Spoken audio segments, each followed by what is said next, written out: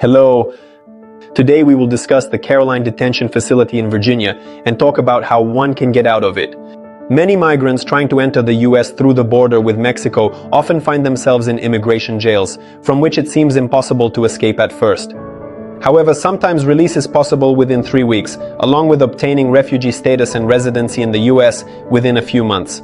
You will learn the basic facts about the detention center and how it operates, how to achieve release, and what steps are needed for that. I will also share the documents which you will be able to download to help secure the release of your loved ones.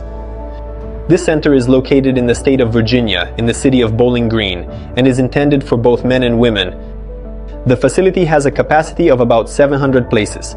The conditions are considered moderate, the premises are kept clean, the food is average, but medical assistance is provided with delays. The center is managed by the private corporation Immigration Centers of America, ICA. The daily schedule includes waking up at 6 a.m., breakfast at lunch at 12, a walk lasting about 40 minutes, dinner at 6 p.m. and lights out at 10. Phone calls, up to 2 calls per day are allowed, each lasting up to 10 minutes. Visits are possible once a week by appointment only. According to statistics, about 35% of people are deported, around 45% are released within 2 to 3 weeks, and about 7% receive asylum. To achieve release, it is necessary to actively engage with ICE officers, make calls, write appeals, and work with lawyers. Persistence and active measures significantly increase the chances of success. To achieve release from the detention center, it's important to understand that 2 processes are happening simultaneously. The release process aimed at getting out of the center and the immigration process related to applying for asylum. These processes run parallel to each other and do not intersect. For example, the master hearing has no impact on the possibility of getting out of the center. Let's look at the main ways to secure release. The first way is to be released on parole. This is the fastest way to get released from the detention center. This requires a sponsor who is a US citizen or holder. Green cards. The sponsor prepares a package of documents including a sponsorship letter. In the letter, the sponsor guarantees to provide housing, assistance with legal processes, financial and emotional support, as well as oversight, to ensure that the detainee attends all immigration hearings. Proof of address, such as a utility bill or bank statements. Proof of financial stability, such as the tax return for the last year. On your screen is a letter from the sponsor, guaranteeing responsibility for the detainee. In the document, the sponsor states that they take on the responsibilities of providing housing, support, and ensuring compliance with all legal procedures. Also, along with this letter, a cover letter from a human rights organization is submitted requesting release on parole, including with an electronic bracelet, or in cases where release on bail is not possible. The cover letter includes the detainee's medical information, details of the sponsorship, and guarantees that the detainee does not pose a threat to society.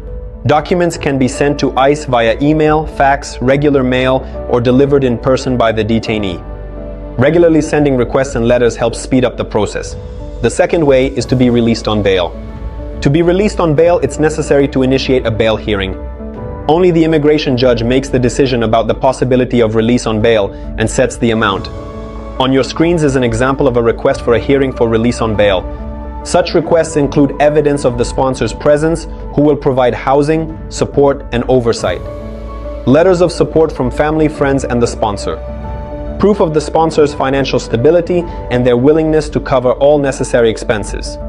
If none of the waivers work, the full immigration process begins, which includes filing Form I-589. For asylum, this process can end with either the granting of asylum or deportation. Friends, you can download the document templates in the description of the video, and you can also write to us for additional consultation. If you want to succeed, it's important not just to prepare the documents, but also to maintain regular contact with ICE officers. We can help you with that. We will not only prepare individual letters, but we will also start the process of regular interaction with ICE and the decision makers regarding release, both by phone and email. We will accompany the detainee, coordinate actions, and provide full support until the moment of release or a final decision is made. Even if the process continues at the detention center, we will keep monitoring the situation. To get started, submit an application on our website using the link in the description, or message us on WhatsApp